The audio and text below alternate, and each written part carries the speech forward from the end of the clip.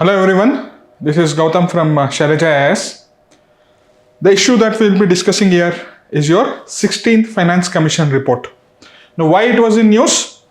Though the report was submitted by the Finance Commission on November 2025, it was officially tabled in Parliament on 1st of February 2026 along with the budget part of it.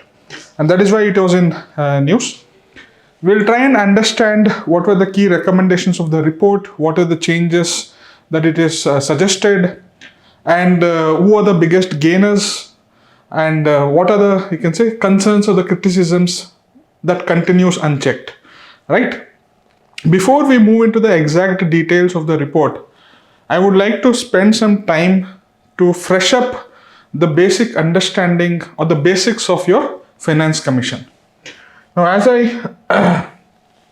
what is a Finance Commission? Finance Commission is a constitutional body.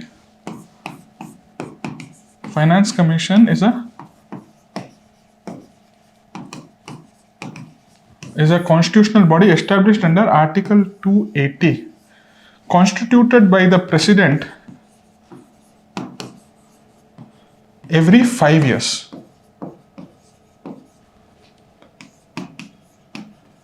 This 16th Finance Commission was constituted on December 2023 itself. Okay, it was constituted by President. And who was the chairman of the 16th Finance Commission? Dr. Arvind Panagariya, right? He is considered as an economist favoring market reforms. He was appointed by the President under his hand and seal as the chairman of the 16th Finance Commission. They were supposed to submit the report by 2025, which they did. Now, what is the objective of this Finance Commission? Why does a President constitute such a body? And what is the primary objective of it? Is to decide the center and state financial relations.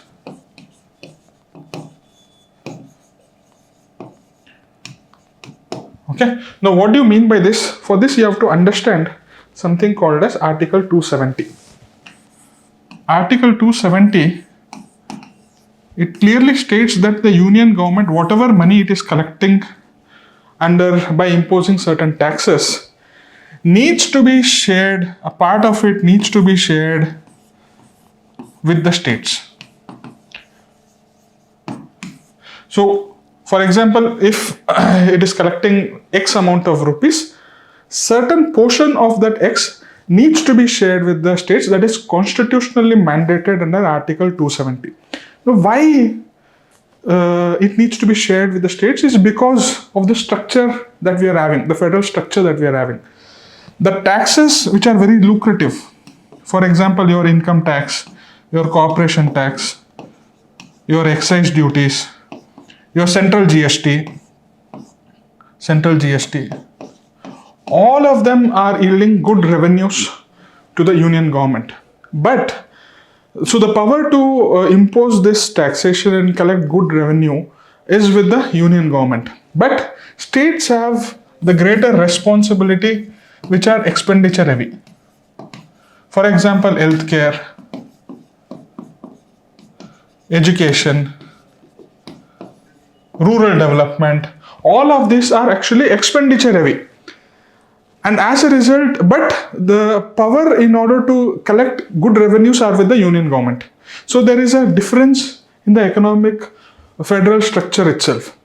So one party, that is a union government, is having a good power to collect taxes, good amount of taxes, but it is not having responsibility on public, which is on expenditure heavy.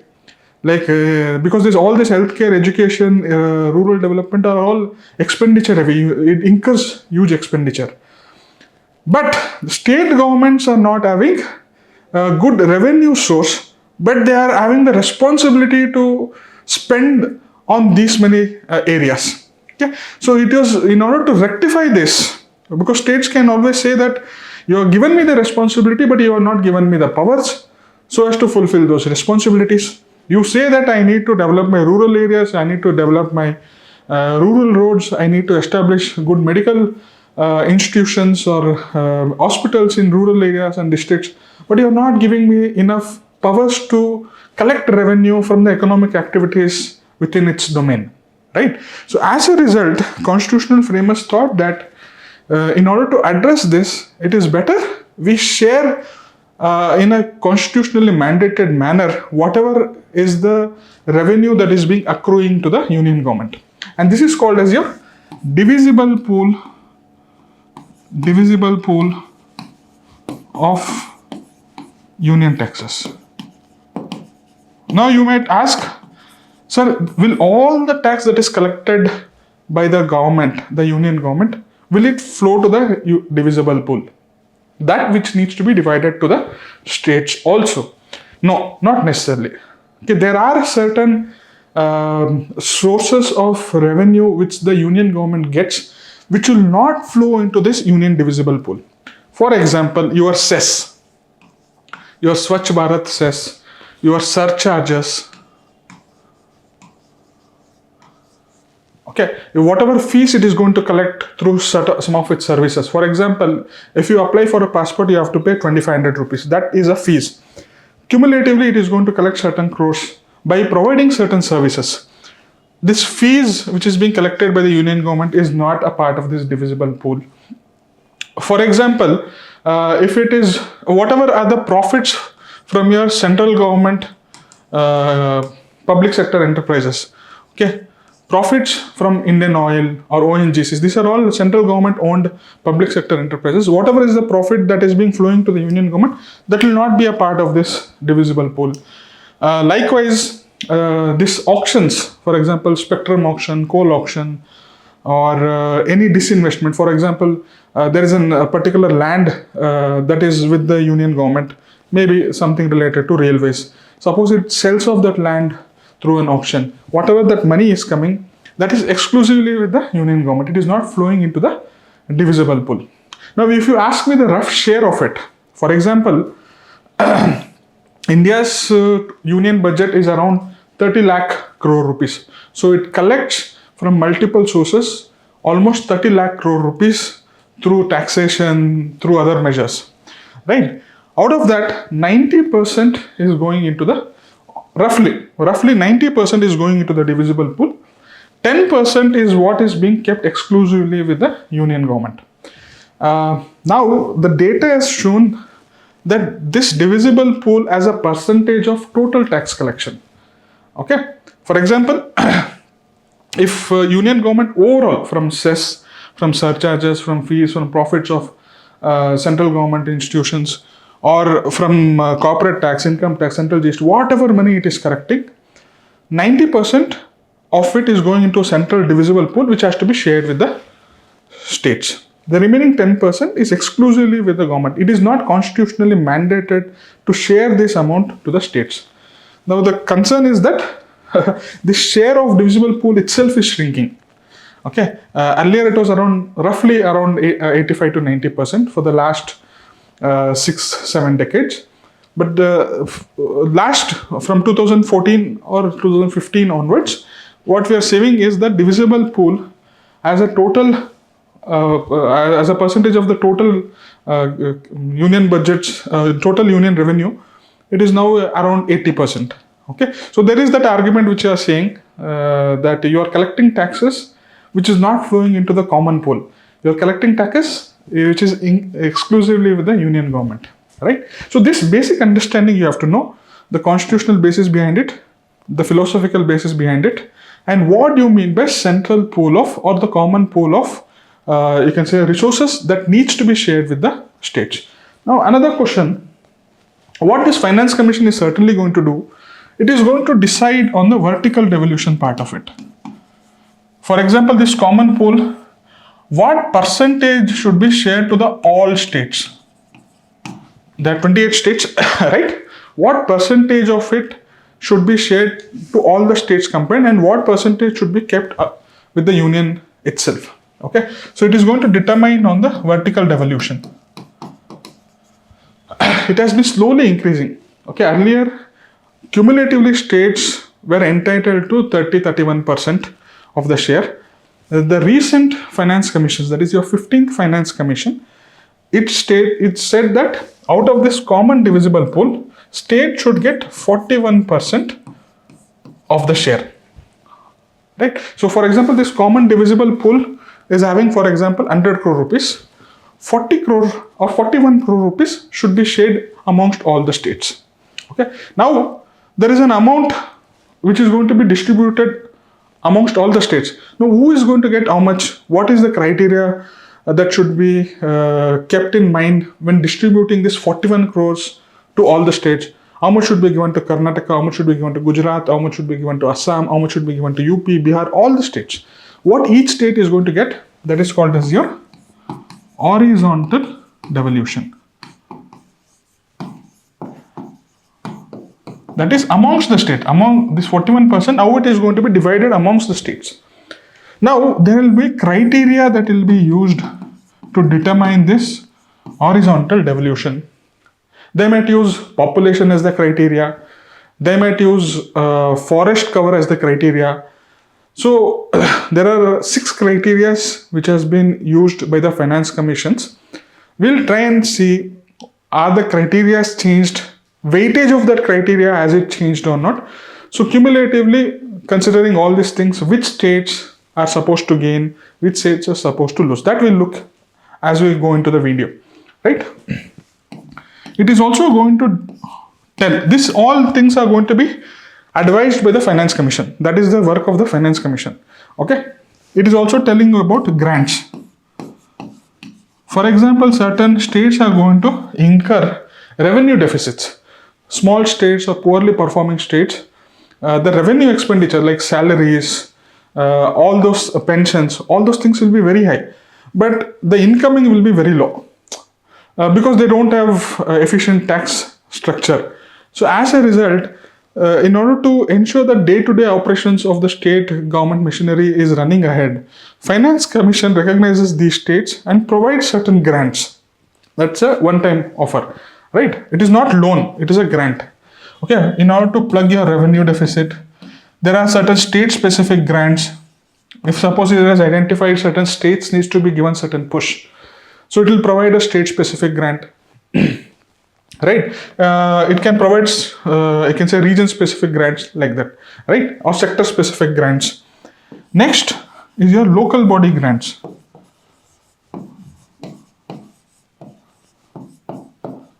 Okay, it says that the union government should not only devolve to the states, there has to be a certain percentage of it or some amount of money which it should directly transfer to the local bodies. It can be your urban local bodies or your Panchayat Raj institutions. So that is going to tell how much should be devolved to the local bodies. Okay, and what should be the criteria? Rural areas should get how much percentage? Urban areas needs to get how much percentage? Should it be based on grants? Should there be any incentive which links it with the performance? So those all things are going to be also determined by the Finance Commission. Finally, it will also talk about fiscal discipline. In order to control the borrowings, it is going to say that your fiscal deficit is nothing but your total borrowings. Okay, if you know the basics of economy, I think fiscal deficit is nothing but your borrowings. So it says that should there be any cap on the borrowings or other criteria of it. Sometimes it also suggests your structural reforms. What sort of structural reforms needs to be brought in for a good financial management of a state. For example, freebies. If you are from state of Karnataka, you will understand there is something called as 5 guarantee schemes. Each year, it is costing around 60,000 crore rupees. The overall budget of the state is around 2.2, 2.3 lakh crore rupees. So they say that if most of the money is given as freebies, then the amount will be reduced for your developmental expenditure like roads, airports, ports, etc. Okay, so what should Finance Commission include certain criteria like this? So those are the debates and discussions which it is going to undertake so as to put certain restrictions on the financial management of the states, right? I hope you have got a good idea about the basics of Finance Commission, the constitutional backing, the objective, the economic rationale, and what are the criteria that it is, the functions of it. What is the common divisible pool, and what do you mean by vertical devolution? What do you mean by horizontal devolution? I think you have got a fair bit of an idea. If you do have not, you can always message me on my number, and I can resolve such doubts. Okay, now coming back to the original report, we'll try and understand what is the unique background of 16th Finance Commission. We'll try and understand what are the key recommendations. I told you about horizontal, vertical devolution, grants, local body grants, all those things. We'll take up each and we'll try and understand what has this commission recommended. We'll see what is the new criteria for horizontal devolution, means whatever is the 41%, how it is going to be divided amongst the states. Okay? And finally, we'll do some critical analysis, right? Now, the unique background of 16th Finance Commission, you have to understand the terms of reference. Like whenever a Finance Commission is constituted, the President, on the aid and advice of your Council of Ministers, is going to give you the terms of reference. It is like a broad guidelines on what should be the direction that Finance Commission has to work. Okay. This year, there was no specific direction. It just used the generic constitutional mandate. It just said that a commission has to be constituted so that you are going to determine the fiscal relations between union and state for the period of 2026 to 2031. And you are going to tell me, or what you're going to tell me, how much you're going to recommend as a vertical devolution, as a horizontal devolution. Is there going to be any change in criteria? Normal constitutional mandate. It was given. There was no specific direction which the union government said that it has to take. Okay. Earlier, Finance Commissions had specific directions. It said that please design a criteria which ensures that the population growth is controlled. Please design the criteria in such a way that sustainable development is achieved, so that your forest cover is included as a part of devolution criteria. So this time there was no specific criteria or directions given in your terms of reference. So as a result, it was an open-ended thing, right? Second context in which the Finance Commission worked was your growth imperative. India is now the 4th largest economy, and it is poised to become the 3rd largest economy within this 2026 and 2031 time period. So the Finance Commission is mindful of this necessity to push for economic growth, right? And it is going to devise, you can say, the criterias or recommendations that is aligned or that is aligned with your growth imperative, right? Next, it's a post-GST compensation era. See, we cannot go in detail about the GST part of it, but 2017 onwards, states shifted from their own value-added taxation system to a GST system. And there were fear that if we shift to this particular system, we might lose out on the revenues. In order to address that fear, the union government said, don't worry. If you're going to lose out on the revenue because you're shifting to a new taxation system, we will compensate for it. So that is called as your compensation, GST compensation. And they said that we are going to compensate only for a period of 5 years till 2022. Now this era is a post-compensation era. So that compensation is no more working. Now why it is an important topic? Because states are always saying that with the introduction of GST, our taxation powers is now constrained. Because if I want to increase any tax, I might have to get the approval of the Central GST Council. It is unique. It's applicable across the country. So as a result, you are restraining my capacity to impose or reduce a tax. And therefore, my revenues are going to be impacted. Therefore, you need to compensate for my revenue loss. So that demand is still continuing. Various states have put forth the demand that you please continue the compensation for the next 5 to 10 years.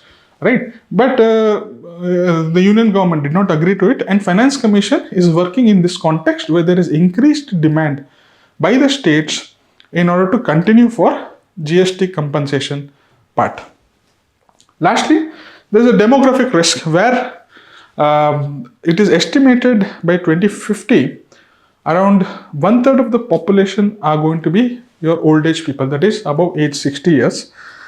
The concern is that will the country become old before they actually get rich?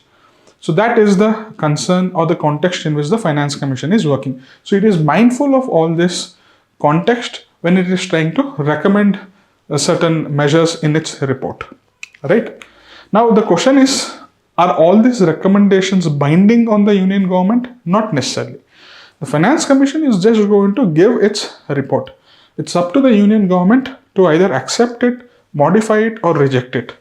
Generally, the political situation is that it is going to accept it, because if it is going to reject, it sends a bad signal that the Finance Commission is not aligned with the union government. So most of the times, it is going to accept whatever are the recommendations.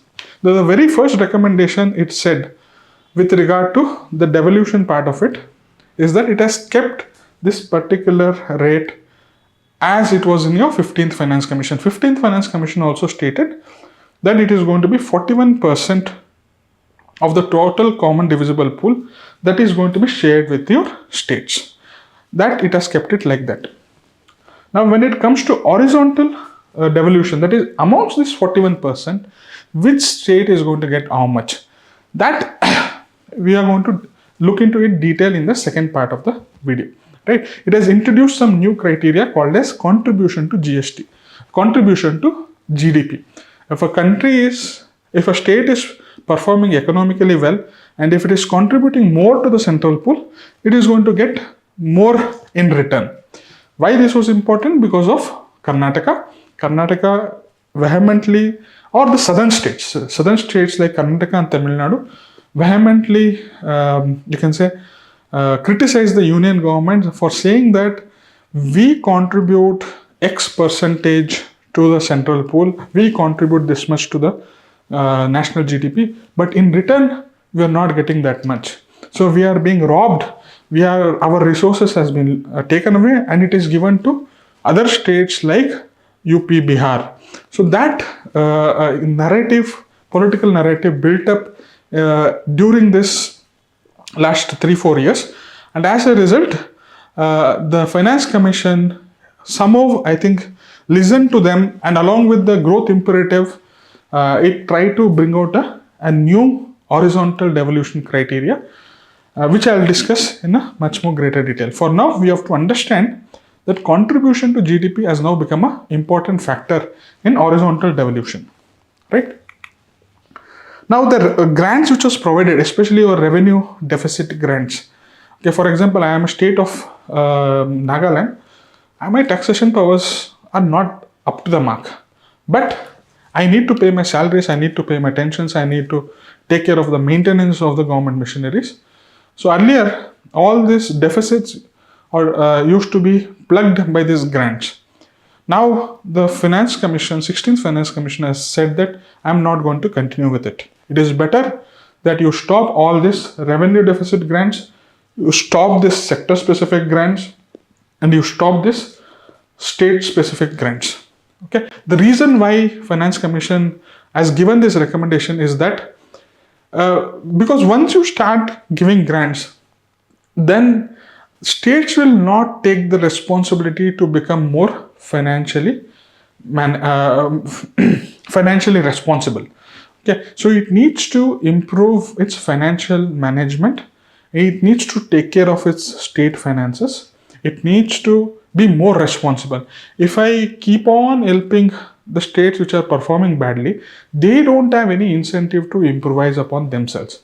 So Finance Commission clearly stated that states has to take the financial responsibility of its finances, and it also internalizes the expectations that you're going to get from the central government. So states will also now become more conscious, thinking that okay, my union government is not going to support me if I don't plug my revenue deficit. and it is going to align their expectations accordingly, right? So these are this is one of the important landmark suggestion by your 16th Finance Commission. Now, who is going to generally lose out of this? It's primarily your poor performing states. States like your Bihar, Jharkhand, Chhattisgarh, states like your Nagaland, Manipur, Assam, all these are usually poorly financially managed. All of them are having revenue deficits. Earlier, they used to get certain grants from the union government specific for this purpose, that since you're having a revenue deficit, we'll give you the money so that you keep running your state machinery. Now it is no more going to be the case. So they have to wake up, they have to rectify their financial management, and they have to become financially more responsible, right? Next is your local body grants. For a period of 2026 to 2031, for the 5 years, it is allocated 7.91 lakh crore rupees. And it is, this entire amount is split 60-40. 60% goes to rural areas, 40% goes to urban areas. And what is the criteria for devolving this? There's first is going to be 80% as basic based on your population. 20% of the weightage of it is going to be performance based. Like if, for example, there is a municipal corporation of Bangalore and a municipal corporation of Mumbai. If if Bangalore municipal body is able to perform with regard to generating its own revenue source, there is high chances that it is going to get good grants from this particular local body grants, because there is 20% which is tied to your performance. 80% is your basic thing, right? So this is one of the important criteria that you are supposed to know, where it has introduced a performance linked criteria in order to get grants. Okay. Why they have introduced it? Because it becomes an incentive. So a state which is performing well will try to get better incentive, right? More grants. It is allocated separate 10,000 crores for a period of 5 years as something called as urbanization premium. If the existing area, urban local body, merges the, you can say, peripheral areas and brings it under its own limits, it is going to get some money through this urbanization grant. Okay. The idea is that it is trying to send a message to the municipal urban local bodies that you try to expand your limits, we will provide you some additional funding. Okay. Because they know that urban areas are going to be the engines of the growth in the next decades. There is also something called a special infrastructure grant of 56,000 crore rupees, which is primarily intended for establishing and maintaining your wastewater management systems in mid-sized cities. Cities like your Pune, Indore, Mysore, or other mid-sized cities. Since they are going to see increased population in the coming years, it is better that they establish this wastewater management systems now itself, so that they don't face problems in the future. And if at all they want to establish those systems or maintain those systems or expand those systems, they'll be getting, or they'll be eligible to claim funds from this particular thing, right? And they're also saying that state finance commissions, what is the condition in order to get this amount or get access to this fund? State finance commissions has to be constituted in a timely manner, and all the audited accounts of your urban local bodies needs to be publicly disclosed. Okay, so they are putting a condition that if you want to get access to this pool of funds, you better constitute your state finance commissions in a timely manner, and you better publicly disclose all the audits of your urban local bodies or your Panchayat Raj institutions, right? Next is your disaster management. I think I didn't mention about it when we are discussing the criteria or the main functions on which the Finance Commission is going to work. Disaster management is one of the other pillar, right? Now what it has allocated, around 2 lakh crore rupees is going to be dedicated for state disaster response fund or state disaster management fund. That is going to be divided amongst the states. 79,000 crore rupees is going to be allocated for your National Disaster Response Fund or National Disaster Mitigation Fund, right? So we don't have to know the exact figure of which state is going to get how much and all those things. Just the number is enough. And it is also recommended to officially include lightning and heat waves as a as a part of your notified disasters.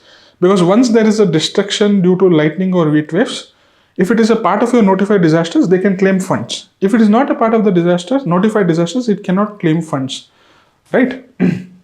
And they also say, in order to bring transparency, states have to validate real-time disaster data on the NDMIS portal in order to claim funds. So it cannot just claim that on some flimsy grounds. It has to you can say, upload that in a particular dedicated National Disaster Management Information Portal. And once it is validated, the funds are going to be dispersed.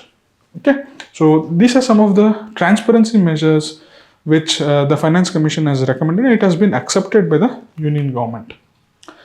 Coming to your fiscal discipline, it has clear-cut strictly told that the fiscal deficit of the states should be strictly adhered to 3% of your gross state domestic product.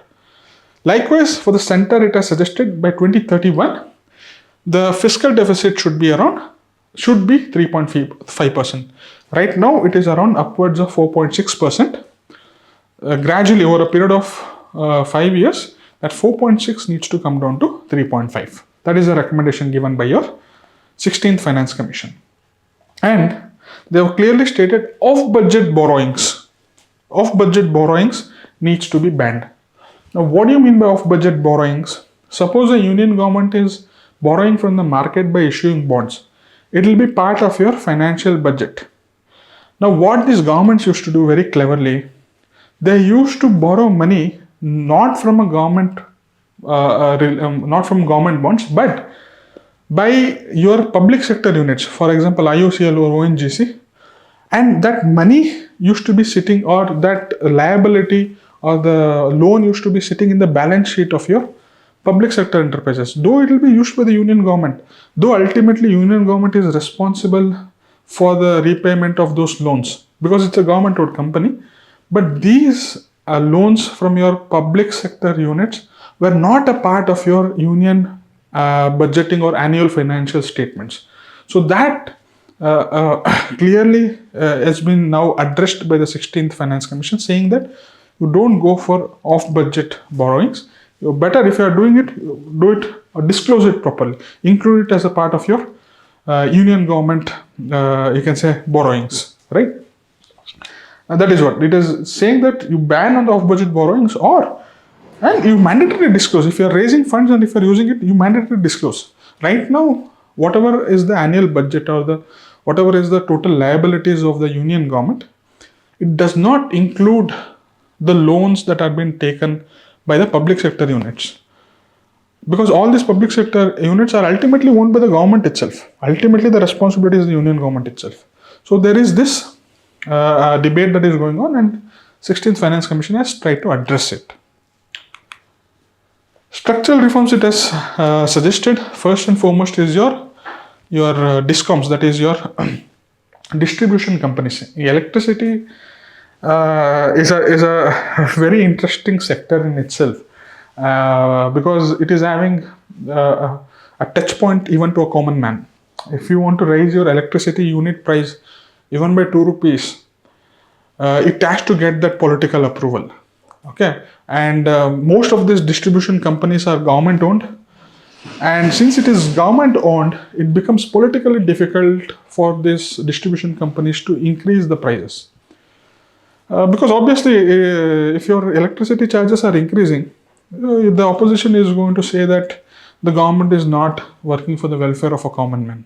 So they won't increase your, you can say, the electricity prices. As a result, their loans will keep on building.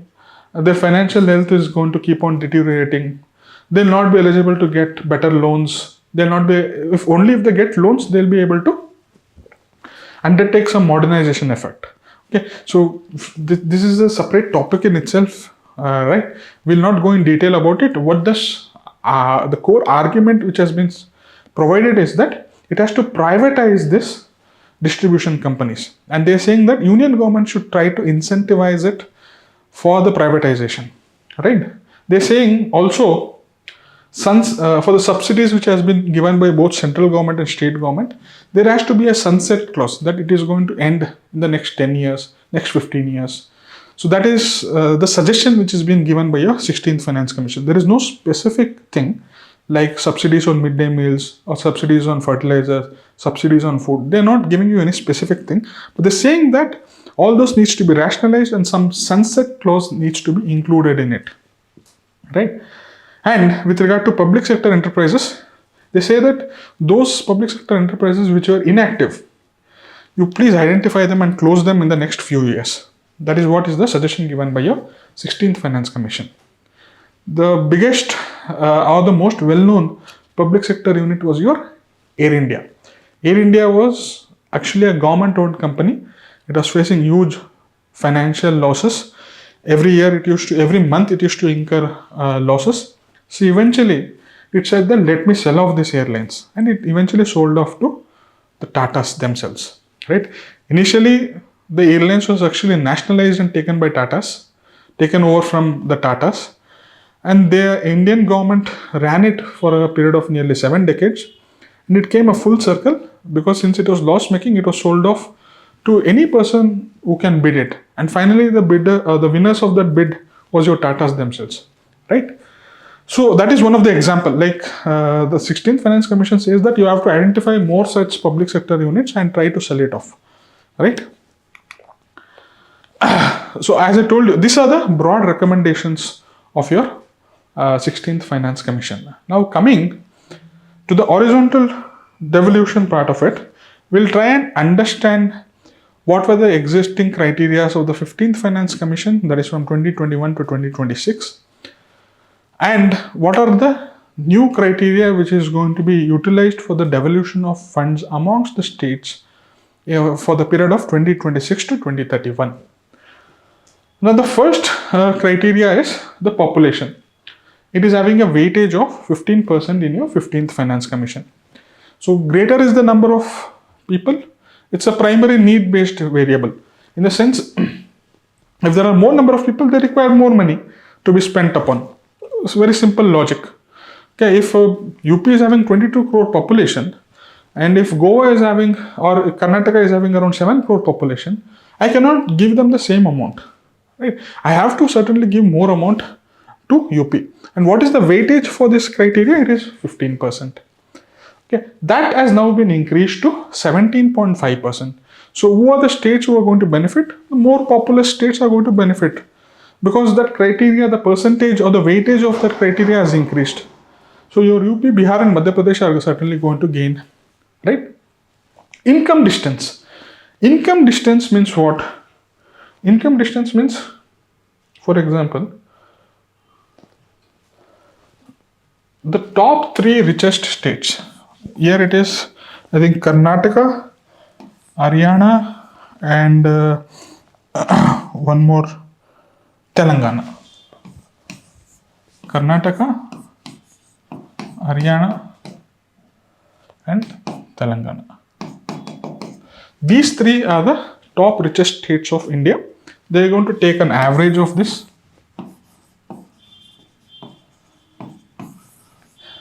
And whichever are the other states, for example, if it's UP, if it's MP, if it's, for example, Gujarat, whatever, or if it's Himachal Pradesh, they'll try and see what is the gross state domestic product of that particular state and how much of it is deviating. That is called as your income distance. Like from the top richest states, how much of it are you lagging behind? So if a country is lagging behind too much, it means that those are the states which needs to be given more money to push them forward for regionally balanced development of India. For example, your northeastern states will obviously be having large income distance because they'll be lagging much more behind the top richest states. So as a result, they'll be provided more funds. Now, we'll see the criteria of it. As earlier it was 45%. Now the very idea of trying to provide funds to different states is that we are somehow trying to achieve equitable, reasonably balanced development.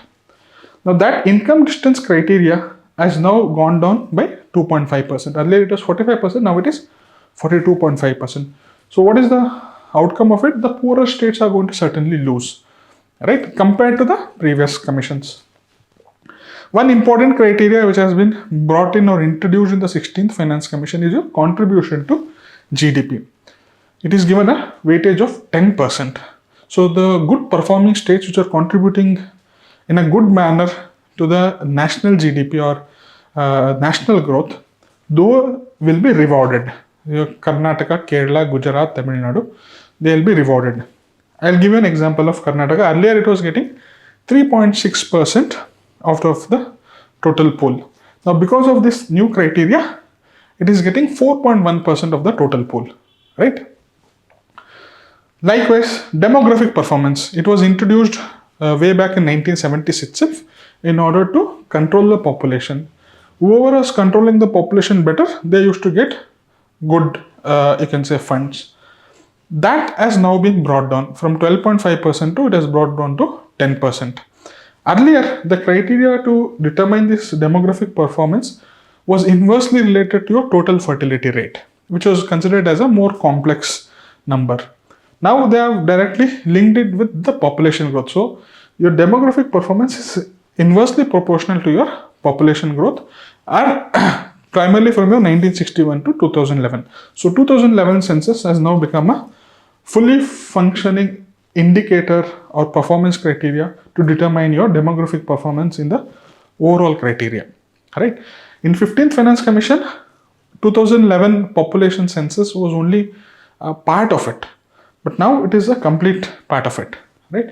And the demographic performance has also come down. So it means that earlier states which are performing well in controlling the population used to get good money or good incentive. Now that incentive has slowly reduced by around 2.5%.